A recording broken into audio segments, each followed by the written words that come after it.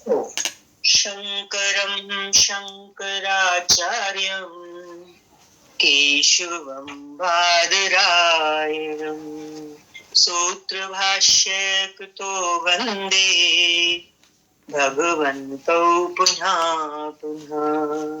ईश्वरो गुरुरात्मेति मूर्तिभेद विभागिने व्योमवद्व्याप्तदेहाय दक्षिणामूर्तये नमः। श्री दक्षिणामूर्तये नमः। विवेक चूड़ामणि 9वां प्रकरण। आज विषय है आत्मज्ञान का फल। श्लोक का अनुवाद है, आत्मज्ञान में सम्यक सिद्धि प्राप्त किए हुए जीवन मुक्त योगी को यही फल मिलता है कि अपने आत्मा के नित्य आनंद रस का बाहर भीतर निरंतर आस्वादन किया करे। आत्मज्ञान में सम्यक सिद्धि प्राप्त की, पूर्ण स्थिति आत्मज्ञान में हो जाने के बाद ऐसा योगी जिसको जीवन मुक्त कहेंगे, उनको क्या फल मिलता है कि वो बाहर और भीतर लगातार कई धार व्रत किसमें रहते हैं? आत्मा के नित्य आनंद रस में रहते हैं। ये आत्मा, व्याख्या ले रहे हैं, ये आत्मा स्वयं नित्य आनंद स्वरूप है। इसलिए जिस योगी को आत्मा का अनुभव हो जाता है वो फिर निरंतर उसके रस में लीन रहकर बाहर और भीतर हर हमेशा उसी आनंद का अनुभव करता है। बस यही आत्मज्ञान का श्रेष्ठ फल है। इसी क्रम में श्लोक का अनुवाद देखें। वैराग्य का फल बोध है। बड़ा अच्छा श्लोक आ रहा है, ये ध्यान देंगे इसके अनुवाद में। वैराग्य का फल बोध है। बोध माना ज्ञान। वैराग्य होता है तभी ज्ञान होता है, और ज्ञान होने के बाद बोध का फल उपरति है। पहले एक बार आया था, वैराग्य और उपरति में फर्क बताया था, थोड़ा सा अंतर है दोनों शब्दों में। वैराग्य वैराग्य है और उपरति परम वैराग्य। तो इसमें वो उपरति का मीनिंग यहाँ दे रहे हैं, विषयों से उदासीनता। फिर देख रहे हैं पहली लाइन से ही अनुवाद को। वैराग्य का फल बोध है और बोध का फल उपरति माना विषयों से उदासीनता है, और फिर उपरति का फल यही है कि आत्म आनंद के अनुभव से चित्त शांत हो जाए। परम वैराग्य की स्थिति में आत्मानंद में डूबा हुआ योगी का क्या अनुभव होता है कि उसका चित्त सदा शांत रहता है। व्याख्या देखिए। चित्त में सभी प्रकार के विक्षेप प्रकृति के रजोगुण के कारण है, जो चित्त को कभी शांत नहीं रहने देते। निरंतर कोई ना कोई उपद्रव चलता ही रहता है। रजोगुणी रहती, बहुत कर्मी होता है ना जाना है, ये करना है, वो पाना है, तो कोई ना कोई उपद्रव जीवन में खड़ा ही करे रखा है। रजोगुण बैठा हुआ है, और इस बता दिया कि इस रजोगुण के कारण चित्त में विक्षेप पैदा होता है, और वो चीज कभी मनुष्य को शांत नहीं रहने देती। आत्मज्ञान प्राप्ति के बाद जब प्रकृति के गुणों से पृथक हो जाता है, तमोगुण रजोगुण सत्वगुण से भी ऊपर हो जाता है, तो योगी परम शांति का अनुभव करता है। उस स्तर पर पहुंचकर सभी उपद्रव शांत हो जाते हैं। लेकिन इसका आरंभ कहां से होता है? आरंभ वैराग्य से होता है। और वैराग्य से क्या होता है का परिणाम क्या बताया? बोध होता है, ज्ञान जागृत होता है। कितना भी सत्संग सुन लो, ज्ञान सुन लो, शास्त्र पढ़ लो, जब तक वैराग्य जन्म नहीं लेता अंदर में, ज्ञान होता ही नहीं। उसका भ्रम होता है कि मुझे ज्ञान है। यह स्पष्ट कह रहे हैं, वैराग्य होता है, वैराग्य होने से बोध जागृत होता है। विषयों में लिप्त रहने पर बोध नहीं हो सकता। उधर विषयों में भी लिप्त हैं और सोचे बोध हो जाए, मुझे ज्ञान हो जाए। वो कह रहे नहीं हो सकता। ये बहुत साधक के लिए और सत्संग सुनने वालों के लिए बहुत महत्वपूर्ण लाइन है, हम ध्यान दें। बोध प्राप्ति, ज्ञान प्राप्त जब होता है तो क्या बताई थी? उपरति, जिसका अर्थ बोल रहे थे विषयों से उदासीनता, बिल्कुल मन का हट जाना, पूर्ण काम हो जाए। तो करें ज्ञान होने के बाद फिर वो स्थिति आती है कि विषयों के प्रति उदासीनता आ जाती है, योगी फिर उदासीन हो जाता है। पहला वैराग्य, वैराग्य के फलस्वरूप बोध, और बोध होने के बाद फिर उपरति। फिर साधक की भोगों के प्रति क्या हो जाती है? अरुचि हो जाती है, जिससे वे अपने आप छूट जाते हैं। किसी चीज में अरुचि हो जाए तो फिर वो उस चीज को छोड़ना थोड़ी पड़ता है, ध्यान ही नहीं जाएगा जिस चीज में हमारी रुचि ना हो। इसलिए आगे कह रहे हैं कसमें खा खा कर छोड़ना नहीं पड़ता, इसी से उसे आत्म आनंद का अनुभव होता है, जिससे चित्त शांत हो जाता है। विषयों में जब तक आसक्ति है तब तक चित्त कभी शांत नहीं हो सकता, क्योंकि विषय में आसक्ति है तो विषयों की तरफ दौड़ेगा मनुष्य, विषयों की तरफ दौड़ेगा तो उपद्रव होगा, रजोगुण काम करेगा, जो चित्त में विक्षेप पैदा करेगा। इस श्लोक में ये बहुत स्पष्ट हो रहा है। आखिरी लाइन एक बार फिर सुन ले, विषयों में जब तक आसक्ति है तब तक चित्त कभी शांत नहीं हो सकता। इसी क्रम में अगले श्लोक का अनुवाद है, यदि पिछली वस्तुओं की प्राप्ति न हो तो पहली बातें निष्फल हैं। अभी खाली सुन लो, ये पिछली ये व्याख्या में इन्होंने बहुत अच्छा ऐसा एक्सप्लेन किया। यदि पिछली वस्तुओं की प्राप्ति न हो तो पहली बातें निष्फल हैं। विषयों से निवृत्त हो जाना ही परम तृप्ति है और यही साक्षात अनुपम आनंद है। व्याख्या देखो, यदि वैराग्य से बोध न हो, ध्यान देना ये पिछली जो बात आई ऊपर, यदि वैराग्य से बोध न हो तो वैराग्य निष्फल है। बोध से पिछला क्या था? वैराग्य।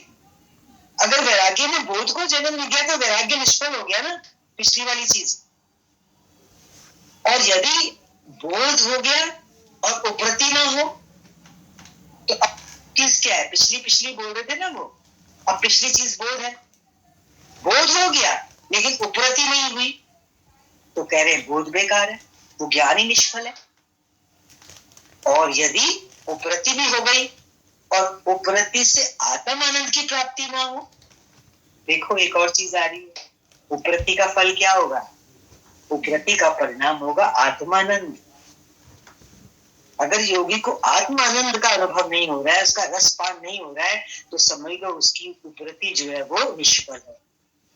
अनुवाद में लाइन थी ना, पिछली वस्तुओं की प्राप्ति ना हो तो पहली बातें निष्फल है। तो यही कह रहे हैं ना, यदि उपरति से आत्मानंद की प्राप्ति ना हो तो उपरति निष्फल है। इसलिए विषयों से निवृत्त हो जाना ही परमानंद की प्राप्ति का उपाय है। बार बार विषयों से उपरति ही बता रहे हैं। ऊपर के श्लोक में भी व्याख्या में आखिरी लाइन यही थी, विषयों में जब तक आसक्ति है तब तक चित्त कभी शांत नहीं हो सकता। और यहाँ भी आखिरी लाइन में यही कह रहे हैं, इसलिए विषयों से निवृत्ति हो जाना ही परमानंद की प्राप्ति का उपाय है। अगले श्लोक का अनुवाद कीजिए, प्रारब्धवश प्राप्त हुए दुखों से विचलित ना होना ही, प्रारब्ध के फलस्वरूप दुख सुख आते ना जीवन में, दुख आए और आप विचलित नहीं हुए, प्रारब्ध वश प्राप्त हुए दुखों से विचलित ना होना ही आत्म ज्ञान का सबसे पहला फल है। पहचान है कि आत्म ज्ञान हुआ, कोई दुख आया नहीं विचलित हुए। भ्रांति के समय पुरुष ने, जब भ्रम था, अज्ञान था, तो कोई भी व्यक्ति ने जब नाना प्रकार के निंदनीय गिरे हुए कर्म किए हैं, फिर उन्हीं निंदनीय कर्म को ज्ञान हो जाने के बाद तो विवेक पूर्वक कैसे कर सकता है? क्वेश्चन मार्क है यहाँ पर। कहने का मतलब है कि फिर वो नहीं कर सकता। व्याख्या देखेंगे, जब तक मनुष्य को आत्मज्ञान नहीं होता तो उसका विवेक जागृत नहीं होता। विवेक माना सत असत का अंतर नहीं पता चलता उसको, क्या ठीक है क्या गलत है। तब तक मनुष्य प्रारब्ध कर्मों के फल ही भोग कर दुखों की अनुभूति करता है। आत्मज्ञान के बाद भी उसे कर्म फलों के भोग जो प्रारब्ध से प्राप्त हुए हैं उनको तो भोगना ही पड़ता है। लेकिन फर्क क्या पड़ता है आत्मज्ञान होने के बाद? वह उन प्रारब्ध वश प्राप्त हुए दुख रूपी भोगों से विचलित नहीं होता। बस यही आत्मज्ञान का फल है।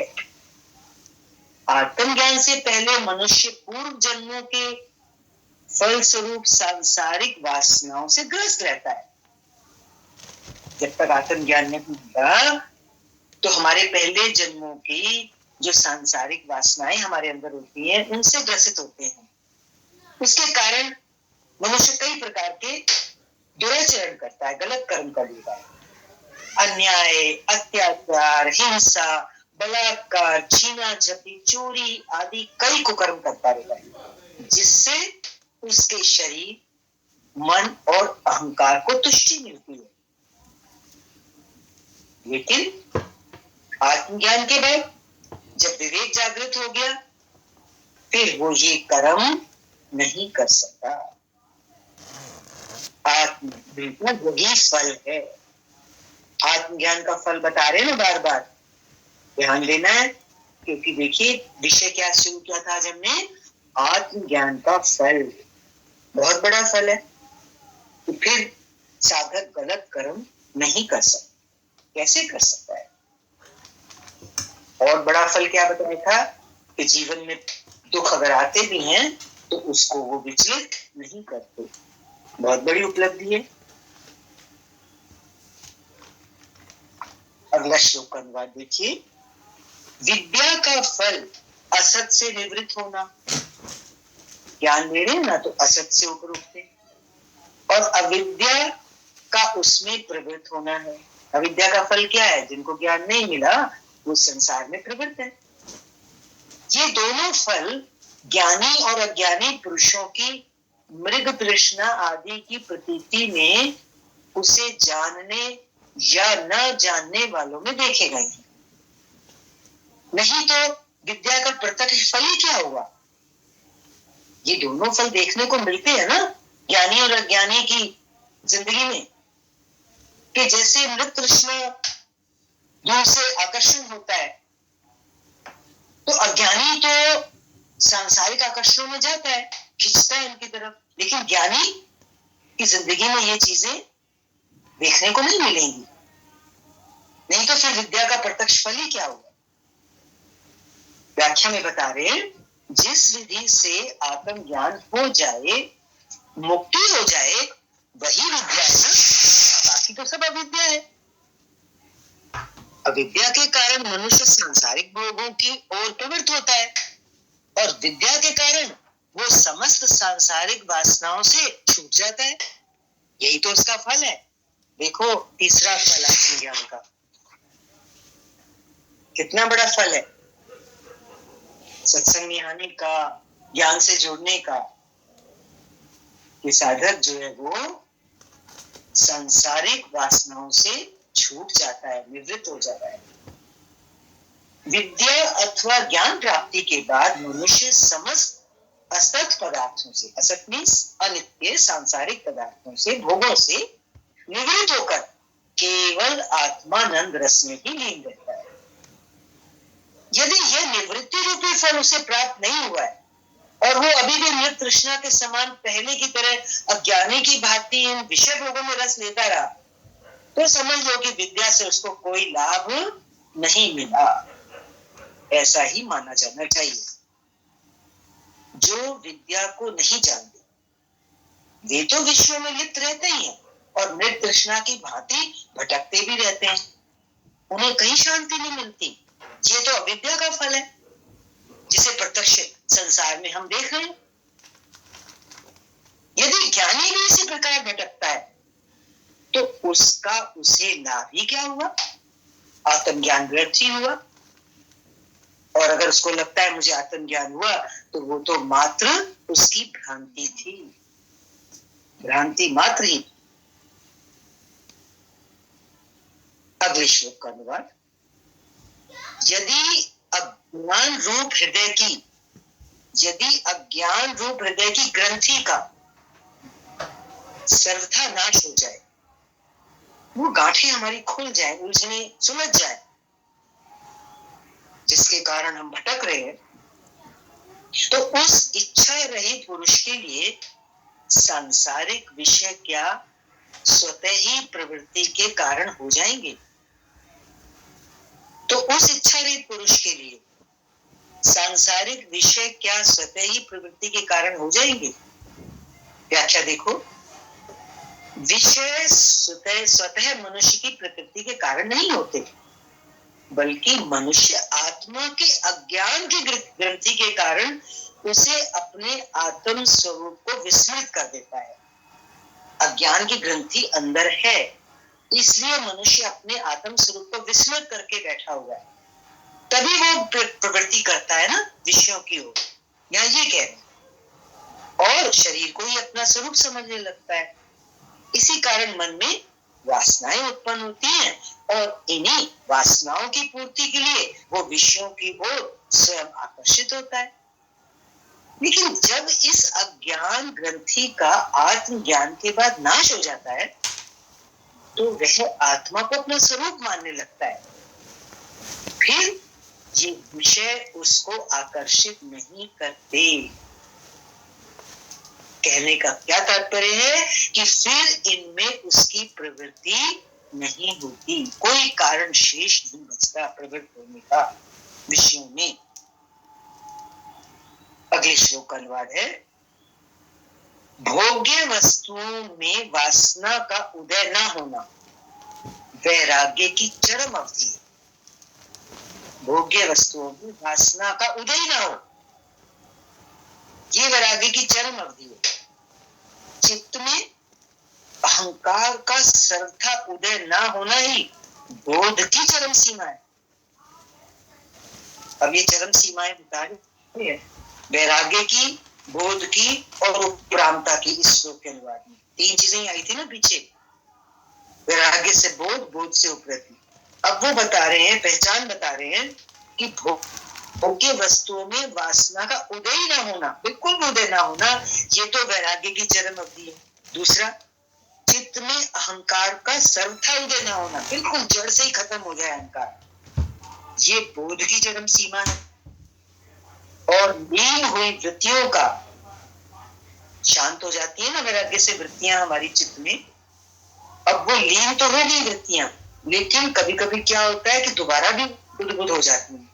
और अगर वो लीन हुई वृत्तियां दोबारा उत्पन्न नहीं हो रही हैं तो ये उपरामता की सीमा है, ये उपरामता की पहचान।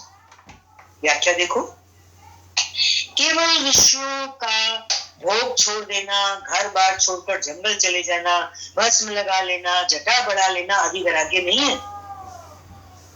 ये वैराग्य का प्रथम सोपान हो सकता है, किंतु जितने भी भोग्य पदार्थ हैं, इंद्रियों के विषय हैं, उनके प्रति वासना का उदय ही ना हो, इसी को पूर्ण वैराग्य कहते हैं। वैराग्य की बात पूरी हो गई। इसी प्रकार बोध, ज्ञान का संबंध अहंकार से। किसी भी स्थिति में मैं हूं, मैंपन का भाव ही चित्त में उदय है। मैंपन, कर्तापन, शरीर भाव, मैं भाव कि चित्त में उदय ना हो, तभी कहा जा सकता है कि उस व्यक्ति को बोध हुआ है। देखो ये बड़ी सूक्ष्म और गहरी बातें, गुण बातें आ रही है पहचान के लिए, बिल्कुल फाउंडेशन में जाना है। और चित्त की जो वृत्तियां लीन हो चुकी हैं वैराग्य के फलस्वरूप, बोध के फलस्वरूप चित्त शांत हो गया, चित्त की वृत्तियां बैठ गई, शांत हो गई, लीन हो गई आत्मा में। अब पीछे भी कहीं आया था, उद्भूत हो सकती हैं वो चित्त की वृत्तियां, पर यहाँ ये बता रहे हैं कि जो वृत्तियां लीन हो चुकी हैं वो अगर फिर से उदय ही ना हो तो इस स्थिति को उपरामता कहते हैं।